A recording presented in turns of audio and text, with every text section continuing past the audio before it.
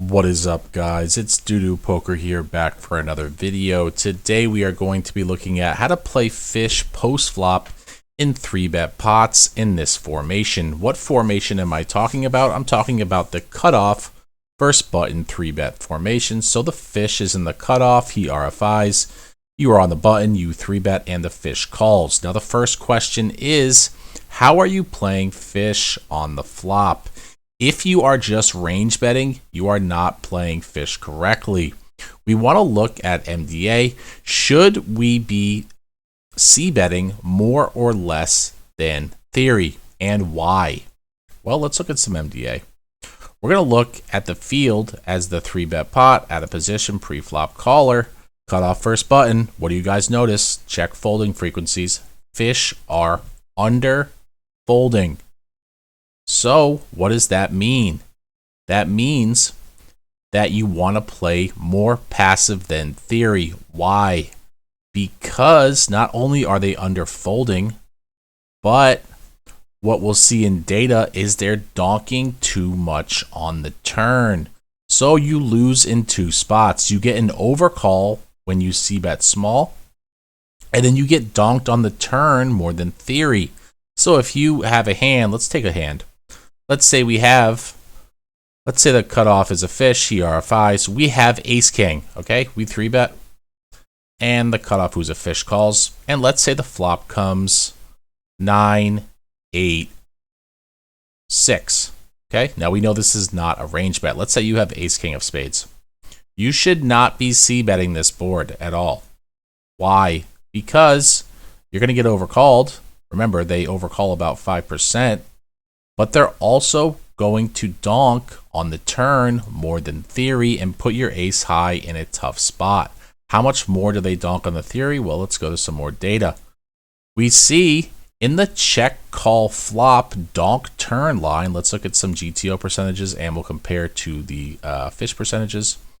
We see if the field as the 3-bet pot, OOP, PFC, cutoff first button, a check call donk turn, GTO percentage is between 3 and 7%. Now we know regs underdo this, but fish do the opposite. Fish, let me just get this nice and neat for you guys. Fish are going to donk 7.7% of the time. Now that's over GTO. So in 2 data points, you are incentivized to play more passive than theory. Let's go to notes. So do not range on the flop after you 3-bet in this formation. Cutoff first button 3-bet. You want to play more passive than theory because they overcall and they overdonk on the turn. But what happens if we do c-bet? Should we be continuing with a bluff? Let's go back here. Let's say we have a hand like Jack 10 suited. We have Jack 10 of spades this time. So we c-bet flop. The cutoff calls, who's a fish, and the turn's a blank. Should I be continuing on the turn with my Jack 10 of spades? Yes, you should. And what sizing should we use? Well, we'll look at data, and we're going to look at the field as the check call, check fold frequencies, and we're going to see something. We're going to see, let me just line this up nice for you guys. All right, let's just get this here. We see the GTO percentage and we see the fish percentage.